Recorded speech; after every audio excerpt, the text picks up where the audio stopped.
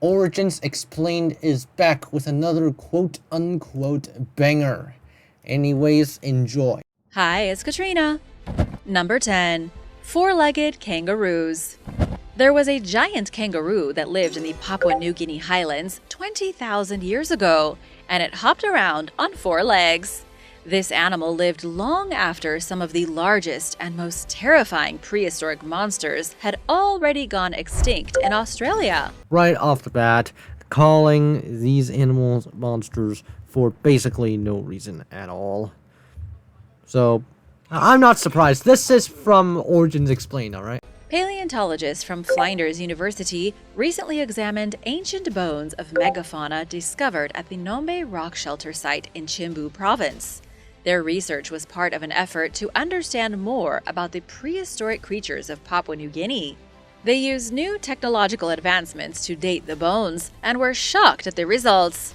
We now know that human beings were living alongside giant mammal species for about 40,000 years. Okay, so I did some research, and this is not a Procoptodon. This kangaroo over here is called the Nombe. Creatively named, I know, but it's called the Nombe. Archaeological evidence suggests that humans first arrived in Papua New Guinea around 42,000 to 45,000 years ago. But okay, so there really is no way that this giant kangaroo, Nombe, that went extinct around 42,000 years ago, 20,000 to 50,000 year old jaws would have coexisted with humans for 40,000 years. More like around 20,000 years at most, 22,000 even. However, they might not have even coexisted at all. They might have just coexisted for around 3,000 years as well, as at most. Researchers believe the extinct kangaroo species survived an extra 40,000 years in Papua New Guinea because humans rarely visited. You mean humans didn't even arrive there? The highlands were so sparsely populated in prehistoric times that the giant kangaroos lived relatively peacefully. They only started to die off 20,000 years ago when humans started to invade the region. But if it went extinct 42,000 years ago, and the humans weren't there to help them go extinct, then the exact reason is still unclear. It's still unclear, but the most likely reason is climate change. This shocking evidence proves that humans really did contribute to the death of super megafauna, including woolly rhinos and mammoths. Researchers believe the giant kangaroo was so tall and heavy that it could barely hop. Instead, it hobbled around on its four legs because it was too bulky to move swiftly like modern kangaroos do today. Number 9. The mighty Megalodon. Wow, right away with the Megalodon, the most scary prehistoric creatures ever. To be fair, I guess the Megalodon could be... The Megalodon is basically a must include in this title, in this video, according to this title. But the Nombe, however, is much more questionable. The Megalodon was the largest fish that ever lived, and it also may have been the biggest marine predator that ever existed. It depends on the length of the Megalodon, attributing to the Megalodon's size. But the Scutosaurus itself, you also have to consider the Scutosaurus. It's true that basilosaurids and some pliosaurs closely matched its bulk. Basilosaurids and pliosaurs matching the Megalodon's bulk. This is a completely ridiculous claim. I don't know where this Katrina person got this claim from. But the Megalodon was an unrivaled apex predator in the ocean. You're saying that as if the Leviathan does not exist. It inhabited just about every part of the world and feasted on anything it could sink its teeth into. It devoured whales, seals, and anything else. But was there any animal in the ocean between 17 million and 3 million years ago that could eat this super-sized shark? Yes, and that basically includes just about anything if the Megalodon dies. The colossal Megalodon could grow over 60 feet in length, and it ate about 2,500 pounds of food a day. There was absolutely nothing known to science that preyed on an adult Megalodon, except maybe other Megalodons. That behavior is not called predation. That behavior is competition. More specifically, intraspecific competition. This person doesn't know how ecology works. However, juvenile megalodons were another story entirely. Newly born megalodons often found themselves to be victims of much smaller predatory sharks. For example, great hammerhead sharks shared similar feeding grounds with megalodons throughout the Miocene and Pliocene eras. When given the opportunity, the hammerhead shark would definitely eat a baby megalodon. But when it came to fully grown megalodons, there was nothing else in the ocean that could take them on in a fight. Except for the Leviathan. The Megalodon and Leviathan are generally neck and neck. The Leviathan, however, is equipped with much more intelligence and can also headbutt the Megalodon. Meanwhile, the Megalodon has the bulk and the PSI is actually greater than the Leviathan if both of them decide to just try and headbutt each other. Number 8. The first terror birds. The earliest birds that lived on this planet were terrifying creatures, and yet they were strangely similar to the birds that are alive right now. The first birds branched off from dinosaurs about 165 million years ago during the Jurassic period. They then coexisted with dinosaurs up until the mass extinction event that took place around 66 million years ago. The extinction of the bigger and meaner dinosaurs allowed birds to rule the Earth. Bigger and meaner. Okay, that is definitely not how you want to call these non-avian dinosaurs. And their evolution took off. Researcher Daniel Field and his colleagues from the University of Cambridge recently discovered a new type of bird. The creature is called Genavis phenolidens. This thing is an ichthyornithian, so it is not an actual bird. So, more misinformation for you. And it resembled a modern vulture, except its beak was filled with teeth, and it wasn't related to modern birds. It was a close relative of an ancestor of modern birds, one that lived during the last phase of dinosaur existence. This bizarre animal is the missing link between prehistoric birds related to dinosaurs and modern birds like ostriches and ducks. At least provides information on the evolution and divergence of basal and modern birds. In fact, Field and his team were shocked when they investigated the creature's skull and discovered evidence of a mobile upper beak, the same type of beak that modern ducks have. Now, imagine a bird the size of the biggest vulture alive today, but with a duck's bill filled with razor-sharp teeth. The estimated wingspan of the Genavis is around 5 feet. It depends on what vulture you're comparing this thing with. But the black vulture's wingspan is shorter, while the bearded vulture, the Eurasian griffin vulture, and the red-headed vulture's wingspans are longer. Those were the kinds of bird-like animals that lived before the asteroid killed the dinosaurs. Number 7. Titanoboa. When it comes to truly scary prehistoric creatures, the Titanoboa is at the top of the list. If you lived in South America 60 million years ago, the most terrifying thing in the jungle would have been the Titanoboa. It grew over 40 feet long and weighed 2,500 pounds. To this channel's credit, at least they seem like they are doing a little bit of basic research. It's not much, but at least it's something. It could have swallowed a human as easily as an anaconda swallows a mouse. It lived in the swamps, rivers, and lakes of ancient South American rainforests, preferring to move through waterways because its body was too heavy to drag across the ground. The Titanoboa was a true nightmare serpent, and it would have made even the bravest person cower in fear. Make the bravest person cower in fear? I don't think so, because the bravest person could just use some weapons, because humans are super smart animals. Proof of the existence of the Titanoboa was discovered only recently. Its remains were found in 2004 in the Cerrejón mine in Colombia. Several vertebrate fossils were uncovered, as well as some shards from the snake's skull. Even with these few physical remains, researchers have been able to determine quite a lot about the ancient serpent. One of the most surprising things is that the Titanoboa likely feasted primarily on fish. Which is most likely the case. So, well done to them. It was a swamp monster. Again, with Origins Explained just calling these animals monsters for basically no reason other than to make them look more awesome, bro, to the mainstream. And it hunted underwater where it had the advantage.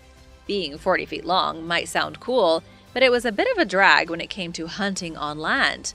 The massive snake was just too slow and vulnerable to hunt prey outside of the water. This goofy animation almost made me laugh, because all of these goofy animations are a trend in this Origins Explained channel. The diet of the Titanoboa likely consisted of fish, turtles, and prehistoric crocodiles. Its teeth were so big that they worked like grappling hooks. Once the giant serpent sunk its fangs into its victim, the poor animal had no chance of escaping. The Titanoboa would then strangle its prey with its huge, muscly body before feasting. Number 6. Jousting ankylosaurs. Jousting ankylosaurs. You could just call them ankylosaurs. These guys fought each other, like the Zulcrucivastator. These ankylosaurs used their club tails to attack other ankylosaurs. Obviously, when it comes to a predator, they will use their clubs to defend themselves, but they also used their clubs to attack members of their own species. The ankylosaur was one of the most heavily armored dinosaurs that ever lived. It is the most armored group of dinosaurs that ever lived. This monster had a huge tail that was studded with sharp spikes. Okay, so as much as I love herbivores being treated as badass, this is a little bit too far, calling the ankylosaurus a monster. Ankylosaurs. Sorry. And its body was covered in thick scales. Okay, so there are two families from the Ankylosauria. First off, the Ankylosauridae. These guys have clubs at the end of their tails. The other being the Nodosauridae, which does not.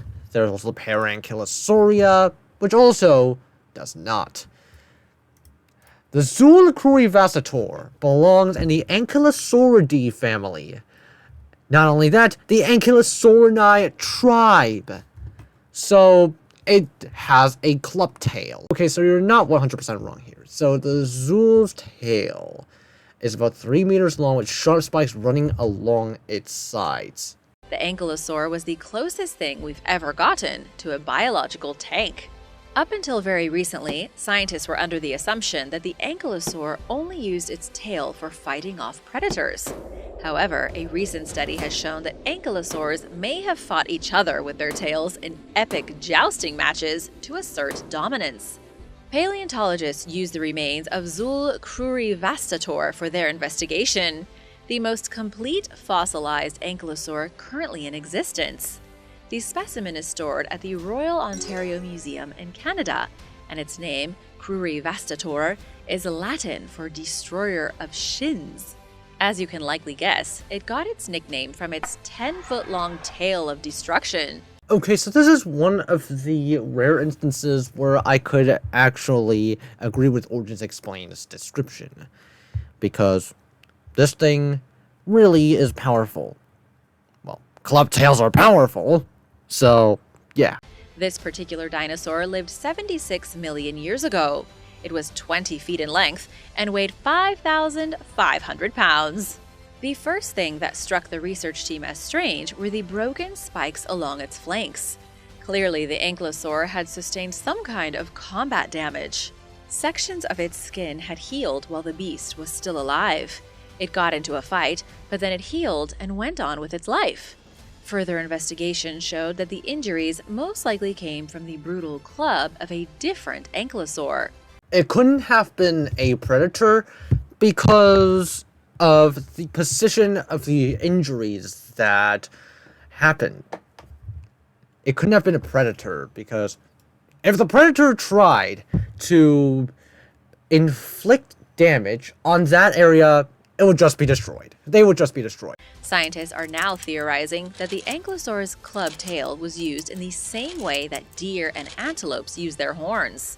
This is competition between herbivores. They may have been for one-on-one battles when pursuing mates in the wild to physically dominate and intimidate the competition. Number 5. Noodle-necked predator. In 2021, scientists came across a dinosaur that looked an awful lot like a penguin. This is called the Natovenator polydontus. One thing to keep in mind is that Origins Explained sometimes doesn't even show what sort of creature, what species, what genus, whatever they're talking about, and instead just generalizes them. This strange creature is currently the only non-avian theropod dinosaur we know about that had a streamlined body like a penguin. It may have been a diving dinosaur that somehow adapted to plunge into the ocean in search of food. It would have lived on land and breathed air, but it would have had to submerge itself in order to catch fish, just like modern penguins do. Judging by its anatomy, it has a semi-aquatic lifestyle. But while modern penguins are cute and cuddly, these things were terrifying and a little creepy. They're not terrifying per se, especially compared to something like a Utah raptor, or worse, a Tyrannosaurus. Oddly enough, this dinosaur had a goose-like noodle neck. It also lived during the Cretaceous period about 71 million years ago in modern Mongolia. The predator is directly related to meat-eating dinosaurs, but it was a truly unique creature. Okay, so to be fair, dromaeosaurs mostly just eat meat. Its perfectly preserved skeleton was uncovered in the Gobi Desert, and scientists have learned a lot from its almost complete skull. The creature was only about the size of a duck, but it had a neck like a goose and flipper-like forelimbs. This dinosaur closely resembled a miniature velociraptor. Really? To me, the thing, Natovenator, whatever, did not look like a velociraptor. Researchers have named the prehistoric penguin monster Natovenator polydontus. Natovenator. And Origins Explained just casually calling this creature a monster once again. I'm not surprised. It's a mixture of Latin and Greek, meaning swimming hunter with many teeth. Number 4. The weird beast. The Wuerhosaurus was an early apex predator that lived about 330 million years ago. Okay, they actually nabbed that from the life restoration, which is better than nothing, I suppose. Fossils of this amphibious beast have been discovered in Iowa and are currently being kept at the Field Museum in Chicago. The creature was unusually weird, even more so than many prehistoric animals. It looked like an unnatural hybrid of a crocodile and a salamander. Well, this is nature and evolution for ya. Sometimes stuff just mutate and evolve into lots of different stuff, and really weird ones included. And yet this fierce monster was not something other creatures wanted to mess with. More monster calling by Origins Explained. How many times have you called these animals monsters already? It's uncountable at this point.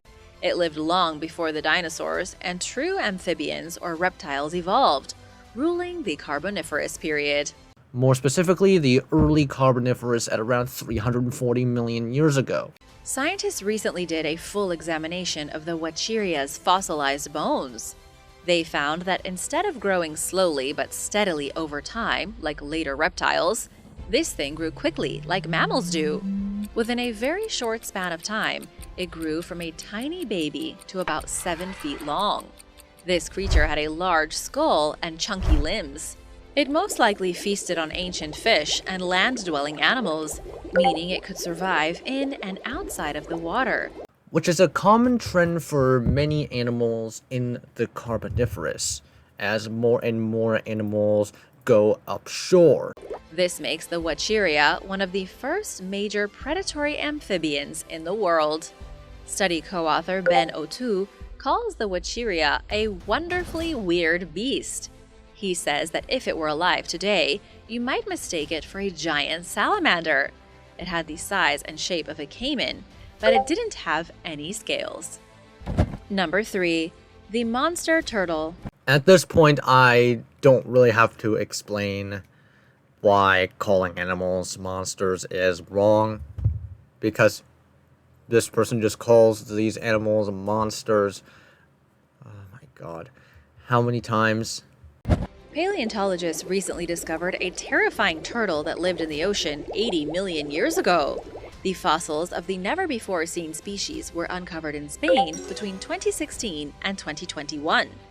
The remains of Leviathan Achilles were discovered in 2016 by a hiker at the Caltorades locality in the Spanish Pyrenees. The prehistoric turtle had a length of about 12.3 feet, making it twice the size of the largest modern turtle. It's also currently the largest turtle species ever found in Europe. As usual, researchers gave the turtle a ridiculously long and difficult name. It's called Leviathanochelys enigmatica. Okay, so this thing over here, it's comparable to that of the Archelon. Its pelvis alone reached a width of 88.9 centimeters, which is wider than the same bones in a giant Archelon with a width of 81 centimeters. The length of the pelvis, though, is around 39.5 centimeters, which is just slightly shorter than that of the Archelon at 46 centimeters. And it cruised Europe's ancient oceans between 83.6 and 72.1 million years ago. Okay, so it really is just from the middle Campanian, and I assume this person over here included every period of the Campanian, 83.6 to 72.1 million years ago, when in reality it just lived in the middle Campanian.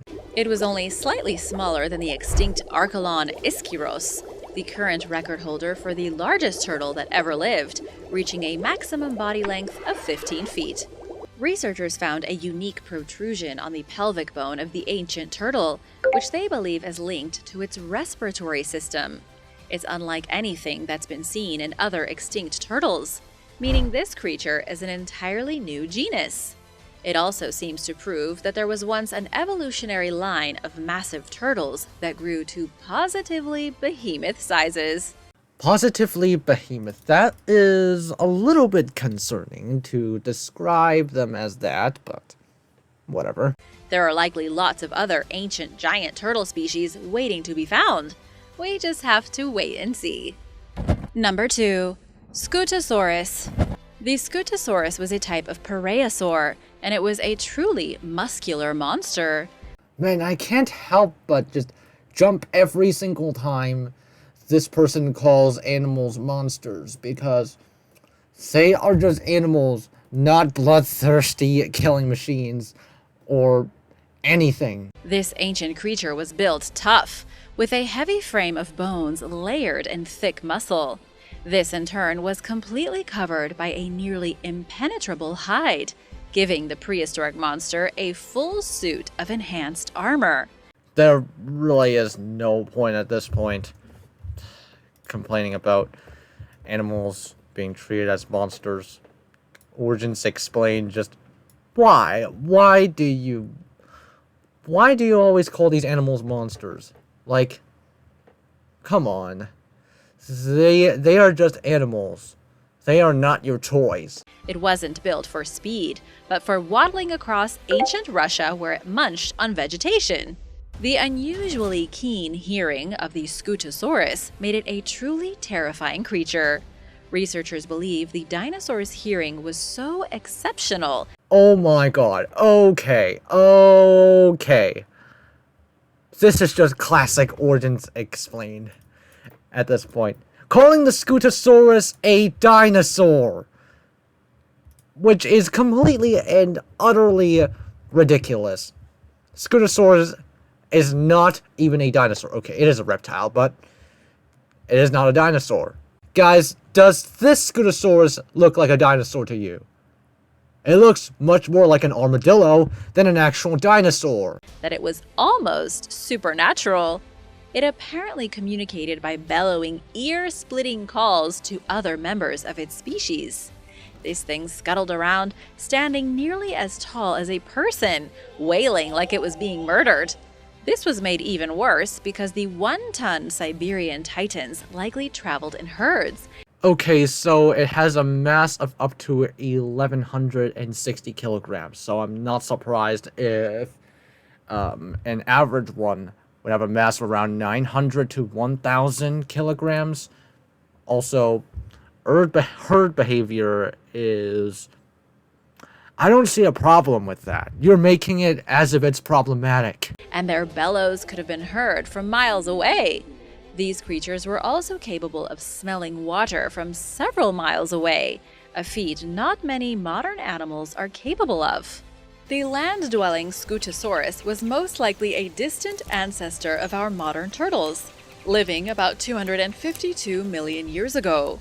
It belongs to the extinct clade of the Parareptilia, which is part of the Reptilia class, which are just reptiles. The turtle belongs in the reptile class, but that's it. Strangely, these creatures couldn't chew their food.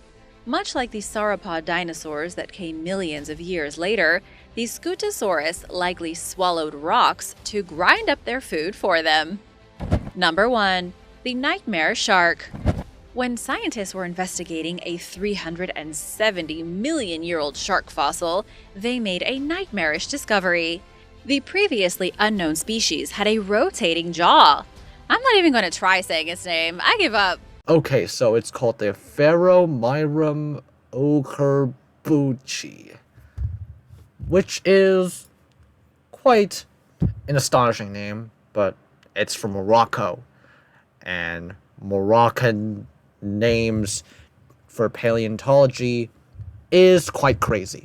But when it opened its mouth to snatch its victim, its lower jaw stretched downward on both sides. Its teeth then curved up for a more devastating bite. When its mouth was closed, its jaw was rotated inward. But when it opened its mouth, it rotated outward. The prehistoric shark grew new teeth in a row on the inside of its jaw, continuously growing teeth so they kept curving in towards its tongue. So when the shark opened its mouth, its jaw folded down and rotated the teeth up, allowing the shark to bite down on its prey with an unimaginable number of teeth. Okay, so this thing lived in the late Devonian. I guess this person is not wrong. And again, to this person's credit. Okay. To this person's credit, they are introducing some of these stupidly obscure creatures to me. And had I not watched their videos, I would have not known a single bit about all of these obscure creatures. It's an extremely strange adaptation, and one that clearly didn't work out since no modern sharks have it. Surprisingly, the nightmare shark was only about 13 inches long. So don't call this a nightmare shark when you could just go down and then easily grab it and then just kill it. And it had a triangular snout. Its eyes were way too big for its head, and its teeth were like a bed of nails in its jaw. When it opened its mouth to make a kill, it would have looked like an alien monster. What a way to end the video, just making it look like an alien monster.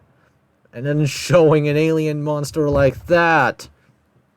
Yeah, this video is just made for toddlers. Yeah, there really is no explanation. Okay, this video isn't terrible, per se, but some of these claims that this video makes are just completely and utterly ridiculous and only for views. Thank you guys for watching. I hope you enjoyed. I'll see you on the next one.